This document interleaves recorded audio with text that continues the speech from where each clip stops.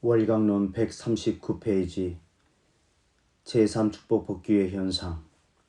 하나님의 제3축복은 아담과 헤아가 완성되어 피조세계에 대한 주관성을 갖게 되는 것을 의미합니다. 피조세계에 대한 인간의 주관성은 내외 양면의 주관성이 있습니다. 인간은 타락으로 인하여 이 양면의 주관성을 상실하였던 것인데 현세에 이르러 이것이 복귀되어 가고 있는 것으로 보아 현세는 말세라는 것을 알 수 있는 것입니다. 내적 주관성이라는 것은 심정적 주관성을 의미합니다. 인간이 개성을 완성하면 하나님과 심정적인 일체를 이루어 하나님의 심정을 그대로 체화할 수 있게 되는 것입니다. 이와 같이 인간이 완성됨으로써 피조세계에 대한 하나님의 심정과 동일한 심정을 가지고 피조세계에 대하여 사랑을 주고 그로부터 미를 돌려받게 될 때 인간은 피조세계에 대한 심정적인 주관자가 되는 것입니다.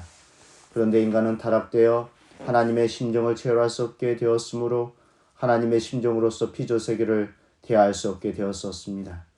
그러나 종교, 철학, 윤리 등에 의한 하나님의 복귀 섭리로 말미암아 하나님에 대한 타락 인간의 심령이 점차로 밝아지게 되어 현세에 이르러서는 피조세계에 대한 심정적인 주관자의 자격을 복귀해 가고 있는 것입니다. 그리고 외적 주관성은 과학에 의한 주관성을 의미합니다. 만일 인간이 완성되어 피조세계에 대한 하나님의 창조의 심정과 동일한 심정을 가지고 피조세계를 대하여 내적 주관을 할 수 있었더라면 인간의 영감은 고차적으로 발달되었을 것이기 때문에 과학의 발달도 극히 단시일의 최고도에 달하게 되었을 것이었습니다. 인간은 그렇게 됨으로써 피조물에 대한 외적인 주관을 할 수 있었을 것이었습니다. 따라서 인간의 일찍이 천체를 비롯한 자연계 전체를 완전히 정복하였을 뿐만 아니라 과학의 발달에 따르는 경제 발전으로 말미암아 지극히 안락한 생활 환경을 이루었을 것이었습니다. 그러나 인간은 타락으로 인하여 심령이 어두워짐으로써 피조물에 대한 내적인 주관성을 상실하게 되어 동물과 같이 영감이 둔한 미개인으로 영락되었기 때문에 피조물에 대한 외적인 주관성도 상실하게 되었던 것입니다. 그러나 인간은 하나님의 복귀 섭리에 의하여 심령이 밝아짐에 따라 피조물에 대한 내적인 주관성도 복귀되어 왔고 그에 따라 피조물에 대한 외적인 주관성도 점차로 복귀되어 왔기 때문에 현세에 이르러서는 과학의 발달도 최고도에 달하게 되었습니다. 그리하여 과학의 발달에 따르는 경제 발전으로 말미암아 현대에는 극도로 안락한 생활 환경을 이룩할 수 있게 되었습니다. 이와 같이 타락인간의 피조세계에 대한 주관성을 복귀함에 따라 하나님의 제3축복이 복귀되어가는 현상을 볼 때 우리는 현세가 말세임을 부인할 수 없는 것입니다. 이미 위에서 여러 번 보아온 바와 같이 문화권의 발전도 하나의 종교를 중심하고 하나의 세계적인 문화권을 형성해 가고 있고 국가 형태도 하나의 세계적인 주권기구를 지향하여 국제연맹에서 국제연합으로 그리고 오늘에 이르러서는 세계정부를 모색하는 데까지 이르렀습니다. 뿐만 아니라 경제발전을 놓고 보더라도 세계는 하나의 공동시장을 이루어 가는 추세에 있으며 극도로 발달된 교통기관과 통신기관은 시간과 공간을 단축시켜서 인간으로 하여금 지구를 하나의 정원과 같이 거닐고 또 교통할 수 있게 하였으며 동서의 이색 민족들을 한 가족처럼 접촉할 수 있도록 만들어 놓았습니다. 그리하여 인류는 사회동포의 형제를 부르짖고 있습니다. 그러나 가정은 부모가 있음으로써만 이루어지며 또 거기에서만 진정한 형제는 일어나게 되는 것입니다. 그러므로 이제 인류의 부모 되신 예수님만 재림하시면 전 인류는 하나의 정원에서 하나의 대가족을 이루어 가지고 단란하게 살 수 있게 될 것입니다. 이러한 것을 보더라도 현세는 말세임에 틀림이 없는 것입니다.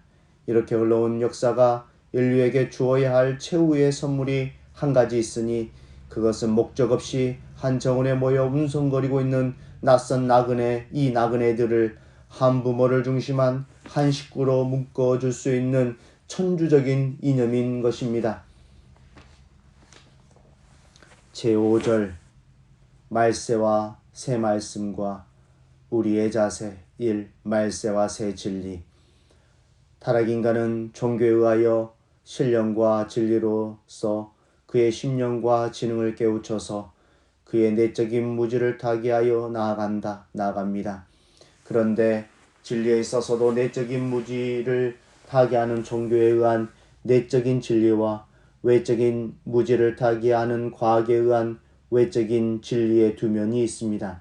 따라서 지능에도 내적인 진리에 의하여 깨우쳐지는 내적인 지능과 외적인 진리에 의하여 깨우쳐지는 외적인 지능의 두 면이 있는 것입니다. 그러므로 내적인 지능은 내적인 진리를 찾아 종교를 세워 나아가고 외적인 지능은 외적인 진리를 찾아 과학을 세워 나아가는 것입니다. 신령은 무형세계에 관한 사실들이 영적 오관에 의하여 영인체의 영적으로 인식되었다가 이것이 다시 육적 오관에 공명되어 생리적으로 인식되는 것이며 진리는 유형세계로부터 직접 인간의 생리적인 감각기관에 의하여 인식되는 것입니다. 따라서 인식도 영육양면의 과정을 거쳐서 오게 됩니다. 인간은 영인체와 육신이 합해야만 완전한 인간이 되도록 창조되었기 때문에 영적 과정에 의한 신령과 육적 과정에 의한 진리가 완전히 조화되어 신령과 지능이 심령과 지능이 아울러 깨우쳐짐으로써 이 두 과정을 통해 온 양면의 인식이 완전히 일치될 때 비로소 인간은 하나님과 전 피조 세계에 관하여 완전한 인식을 갖게 되는 것입니다. 이와 같이 하나님은 타락으로 말미암아 무지에 빠진 인간으로 하여금 신령과 진리에 의하여 심령과 지능을 아울러 깨우치게 함으로써 창조 본연의 인간으로 복귀하여 나아가는 섭리를 하십니다. 그런데 인간은 하나님의 이러한 복귀 섭리의 시대적인 혜택을 받아서 그의 심령과 지능의 정도가 역사의 흐름에 따라 점차로 높아지게 되는 것이므로 그를 깨우치기 위한 신령과 진리도 또한 점차로 그 정도를 높이 하지 않을 수 없는 것입니다. 그러므로 신령과 진리는 유일하고 영원 불변하지만 무지한 상태로부터 점차적으로 복귀되어 나가는 인간에게 그것을 가르치시기 위한 범위나 그것을 표현하는 정도나 방법은 시대를 따라 하시지 않을 수 없게 됩니다. 예를 들면 인간이 아직도 목매하여 진리를 직접 받을 수 없었던 구약 전 시대에는 진리 대신으로 제물을 드리게 하셨고 인간의 심령과 지능의 정도가 높아짐에 따라 모세 때는 율법을 예수님 때는 복음을 주셨습니다. 그리고 예수님은 그의 말씀을 진리라고 하시지 않고 그 자신이 곧 진리요 길이요 진리요 생명이라고 하셨습니다. 왜냐하면 그의 말씀은 어디까지나 진리 대신 자신을 표현하는 하나의 방법이어서 그 말씀을 받는 대상에 따라서 그 범위와 정도와 방법을 달리하시지 않을 수 없었기 때문입니다. 이러한 의미에서 성서의 문자는 진리를 표현하는 하나의 방법이요 진리 자체는 아니라는 것을 알아야 하겠습니다. 이러한 견지에 입각해 볼 때 신약 성서는 지금으로부터 2000년 전에 있어 심령과 지능의 정도가 대단히 저급하였을 때의 인간들로 하여금 진리를 알게 하기 위해 주셨던 하나의 과정적인 교과서였음을 알 수 있습니다.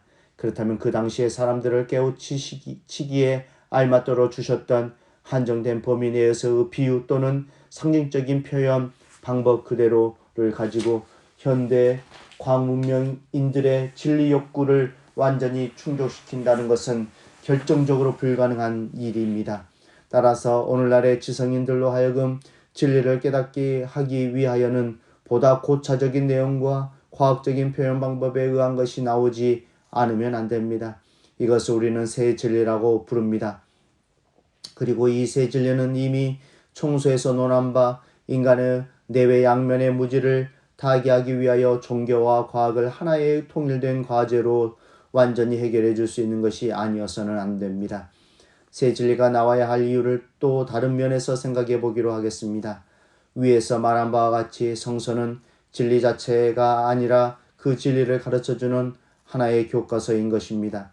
그런데 이 교과서에는 그 진리의 중요한 부분이 거의 상징과 비유로 표현되어 있습니다. 따라서 그것을 해석하는 방법에는 사람에 따라 서로 차이가 있기 때문에 그 차이로 말미암아 많은 교파가 생기게 되는 것입니다.